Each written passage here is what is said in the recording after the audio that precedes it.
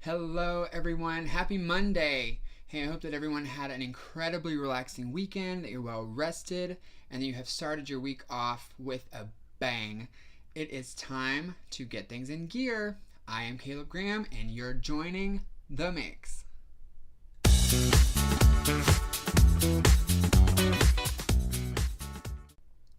Once hurricane, now tropical storm Harvey has and is continuing to wreak havoc on the state of Texas.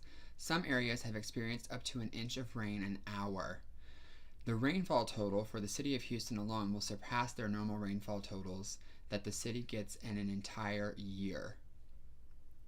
The Red Cross, National Guard, FEMA, Cajun Navy, and many other groups, individuals, and volunteers are on hand to provide search and rescue of victims of floodwaters, as well as bring supplies to those stranded in shelters.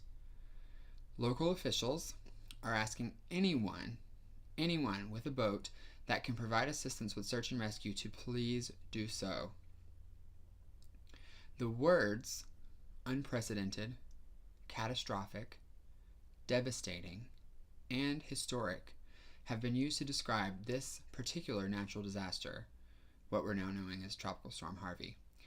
If you're interested in donating to relief efforts for those affected by Tropical Storm Harvey, please visit the Red Cross website at www.redcross.org.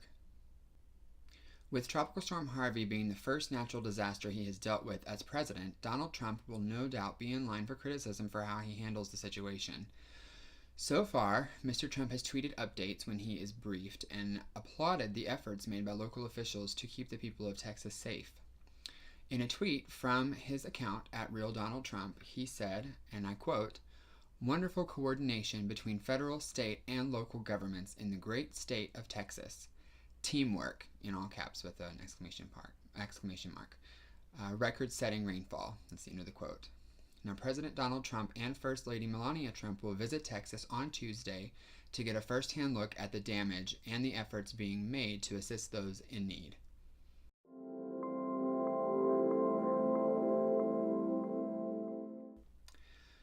One of the most incredible things to me thus far that I've seen is the footage of the search and rescue operations that happen on live television.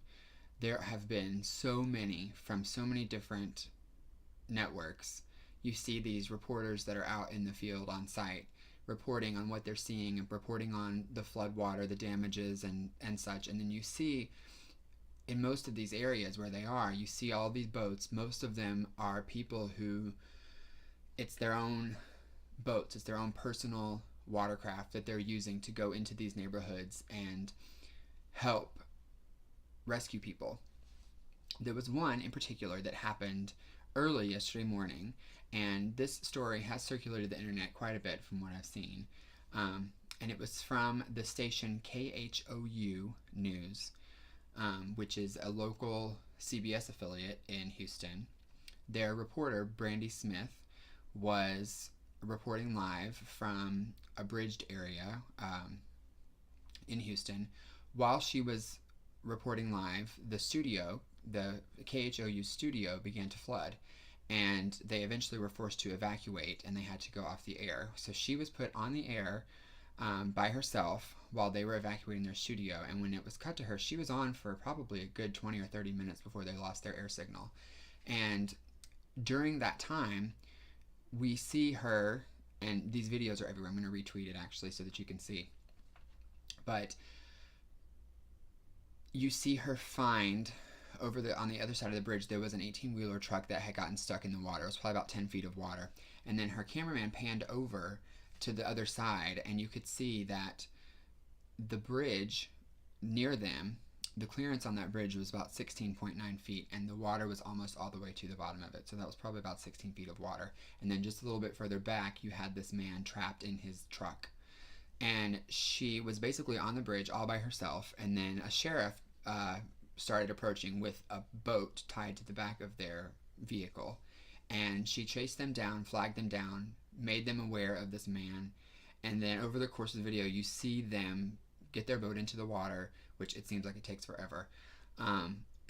But they finally get down to where he was and were able to rescue him out of his truck instead of drowning. And something interesting that I learned this morning was that same spot, there was a driver who had driven into some water about a year ago during a flood in that area, and he drowned. He did not make it out.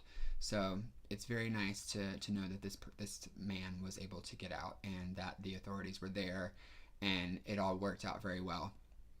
Hopefully we see more stories like that, because it really was incredible to watch. And I will post that video over on my website later on, which is calebgrahamtv.com if you have not been there. And we'll be right back.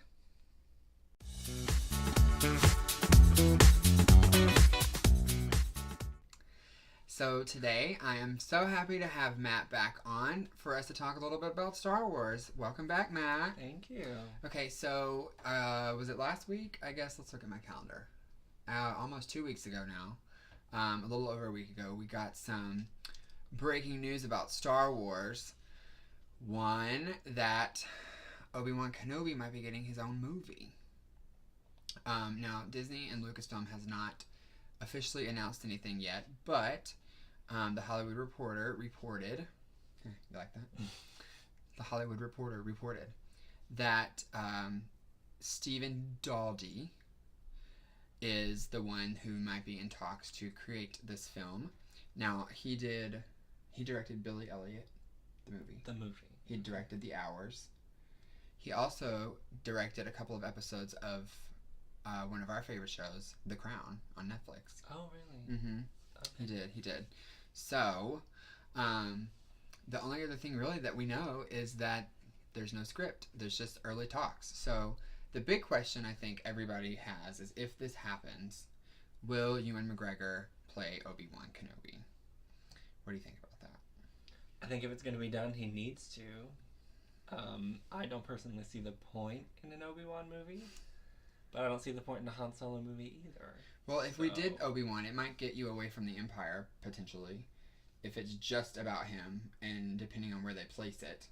Maybe. You know, I hope what I would love if they do this is to have it go into the time period in between episode 3 and 4, like almost all the films are doing now, and have him on Tatooine, and see kind of what, if he like is ever looking over Luke or anything, because I just think of, in terms of Ewan McGregor, he's at the perfect age to play that age of Obi-Wan during that time period. You know what I mean? Yeah, that's true. So, because Alec Guinness was, a little old when A New Hope came out. So, anyway, we'll see. It'll be interesting to see what happens. I think that it could be a good movie. Yeah, I mean, I'd personally, where we are, I'd rather see stories being told about the time between Return of the Jedi and The Force Awakens. Yeah. Because that's where we are now, and I'm more curious about all the characters that we don't really know yet. Right. I don't really care about the backstory of Han Solo or Obi-Wan Kenobi. To me, we've seen all that we need to see of those characters. Let's throw some new ones our way. And I know that we have The Last Jedi, and we have other movies that are new and are going to be introducing new things. And the point of these story movies is to kind of fill holes. Forces of Destiny is kind of doing that too, a little bit. Yeah, but like... But not as much. Like, well, speaking of filling in between Return of the Jedi and Force Awakens, we do have some stuff coming out. Unfortunately, it's not in the form of a film, but on Force Friday 2, which is going to be on September 1st, it's an event where they're going to release a whole bunch of new merchandise and books. We have the book that's coming out by, I think it's Claudia Gray, called Phasma. And StarWars.com just released an excerpt from it a few days ago, and it was pretty good. We already learned that she is from another planet called Parnassos, something like that. Paranoia. And in that excerpt, we see her first encounter with who turns out to be General Hux. I think it's his father. Is it his father? I think it's his father. He is a Hux. What did you think about that excerpt? I think it sounds really familiar. If you read it, it's very much kind of the same setup we were given. And this is just from the excerpt. This might not end up being true, but I found it to be very similar to, Rey on Jakku having really no family and scraping the desert to survive. Right. It was very much like that. It's a very desolate planet. Like, they have nothing. It describes them seeing this spaceship crashing, and they see it falling from the sky, and all these people are, like, running to take whatever they can get out of it to live off of. Which is exactly what we saw in The Force Awakens on Jakku. Right. And the one way that I would be okay with that is if this leads to Phasma being Rey's mother. I think that she is. I'm just going to put that out there. We got 10 seconds. Where can we find you on Twitter? Matt_Ridge. All right. That's it for Star Wars Talk today. We'll be right back.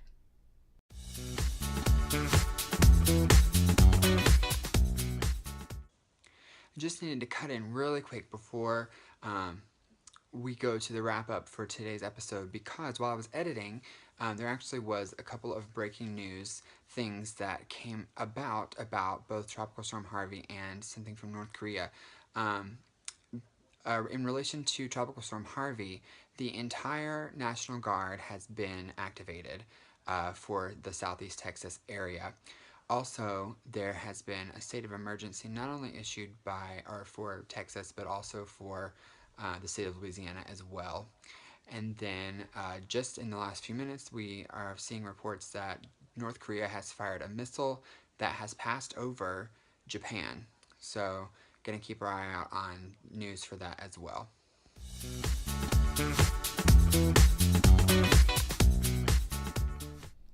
I just want to say a quick word before I wrap it up for today that all of my thoughts and prayers are going out to all of the people affected so far over in Texas by Tropical Storm Harvey.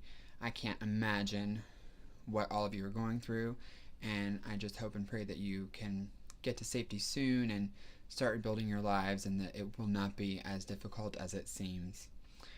If you would like to join into the mix, please let me know. You can find me on Instagram and Twitter at Caleb Graham. I have a brand new Facebook page that I have updated over at Caleb Graham TV on Facebook. So go to facebook.com/Caleb Graham TV.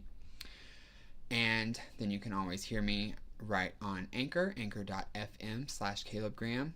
And all the stuff we talked about, as well as anything that you would like to know as far as getting in touch with me, is at my website, calebgrahamtv.com. I love having people to talk to. So please call in over on Anchor, give me your thoughts and your feedback, and let's start a conversation. Thanks again to Matt Ridge for joining me today, and thank you for watching and for listening. And until next time, add something new to the mix. See ya.